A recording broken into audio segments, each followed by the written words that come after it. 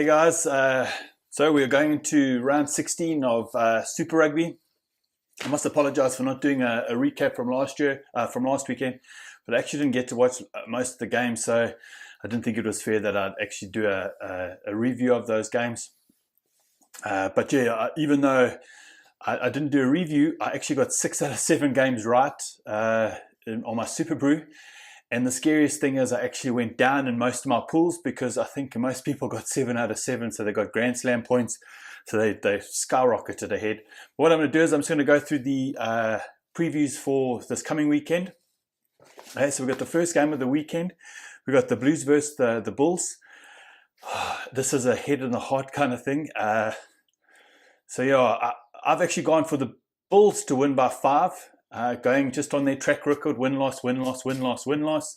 And they've done that almost through the whole season. Even though they don't have any of their Springboks playing, I've gone for them to win by 5. I think the Blues are coming out with probably one of their best sides. Look, it's also a must-win game for the Blues. They have to win this game to try get back into the playoff contention. If the Bulls, it's also a must-win game for the Bulls. They need to win another game on tour. So yeah, I put the Bulls to win by 5. Do I see it happening? Probably not. But yeah, they are my team, so I put the Bulls to win by 5. The next game we've got the Rebels versus the Waratahs. Same deal with the Waratahs. They also need to win this game to get their season back on track, and I think the Rebels do too. You know, they need to get back up to either the top of the Australian Conference or actually make a playoff position. So I put the Rebels to win by 7, especially at home. I just think they might have the class to actually pull off that game. Next one, we've got the Sunwolves versus the Brumbies. I put the Brumbies to win by 15, even though they're playing in Japan. I just think the Sunwolves had an absolutely atrocious season, and I don't see it getting any better for them. It's super disappointing because they had so much promise at the beginning of the season, and they're winning some wonderful games. But it actually sucks to actually watch a team being beaten around by all the other sides. Next game, we've got the Chiefs versus the Crusaders playing in Chiefs country. I've put the Crusaders to win by 12. Even though I've really enjoyed some of the Chiefs games these last couple of weeks, I don't see them beating the Crusaders. Crusaders by 12. I think it's still going to be a tough old New Zealand derby, but yeah, I still think Crusaders just too much of a class outfit too, and the Chiefs just are way down in firepower. Next game, we've got the Reds versus the Jaguares. I put the Jaguares to win by 10. I just think that Hawaii side will win the African Conference. It's in their own destiny. They've got their next couple of games, all home games. Well-deserved taking of the conference. For a team that's only been in the competition 4 years, it's exceptional rugby to get up to that point. So yeah, I put the Jaguares to win by 10. Next game, we've got the Sharks versus the Hurricanes. It's actually, this was a tough one to call. This was the last one that I chose in my Super Brew. I have put the Sharks to win by 6, just because I think the Sharks they're one of the few sides that can play really well against the New Zealand sides. I know that they haven't had such a great time at home.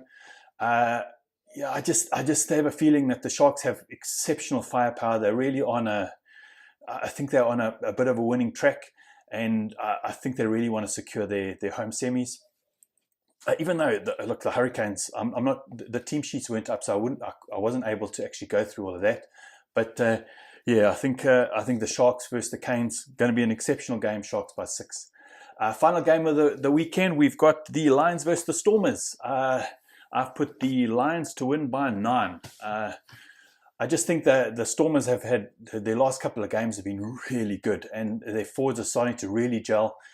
I just think at home, I just think the Lions, they're also in the hunt for that playoff kind of position. They know exactly when to turn on the screws. I do think they're one of the best coached South African sides. So yeah, I see them actually winning that game tomorrow. My games for the weekend, I think the Sharks versus the Hurricanes is going to be. I think that's going to be a real ding-dong battle. I think that's probably going to be my game of the weekend. Then the rest, the derbies are always very, very good. So I think the Lions Stormers game is going to be extremely physical. I think the Chiefs Crusaders game is going to be highly entertaining. And then from a personal point of view, I just think I'm going to obviously watch the Blues versus the Bulls game. But yeah, look, I think there's a bigger game happening this weekend than the Saturday games.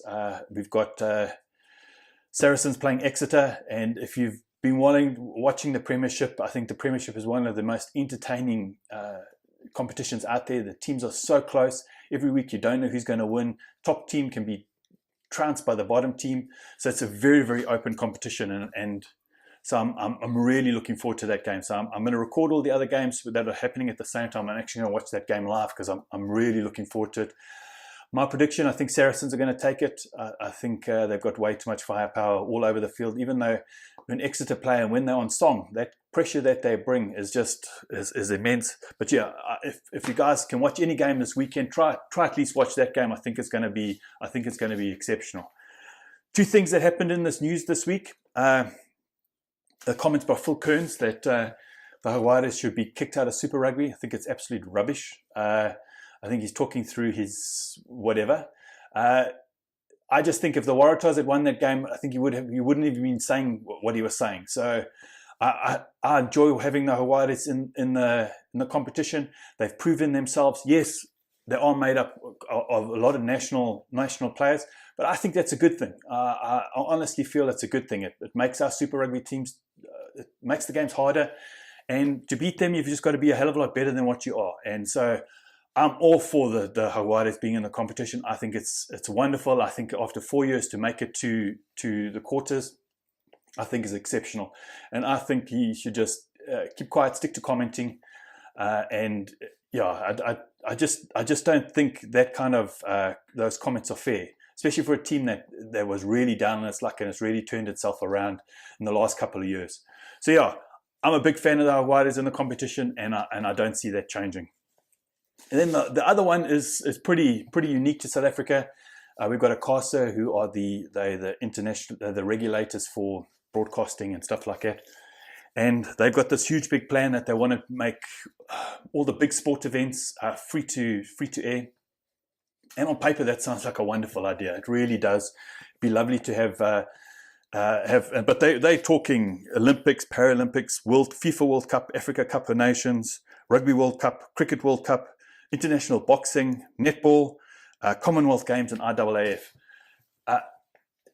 Sport in this country and in most countries, it relies on sponsorship, TV sponsorship. I think over more than 60% of SARI's money comes from TV deals. And if they lose those TV deals, I honestly do feel it will be the end of a lot of sport in this country. So yes, even though it's a wonderful thing that we have free to air, and I do feel that some things should be free to air. There should be a way of everyone watching South Africa play in whatever sport, but they really have to manage it really well, and they really do have to manage it really well. And if SABC, which is our free to air broadcaster in South Africa, it's not state, it's public broadcaster, they don't have the money to be able to pay the rights for most of these things. So yeah, I really don't know.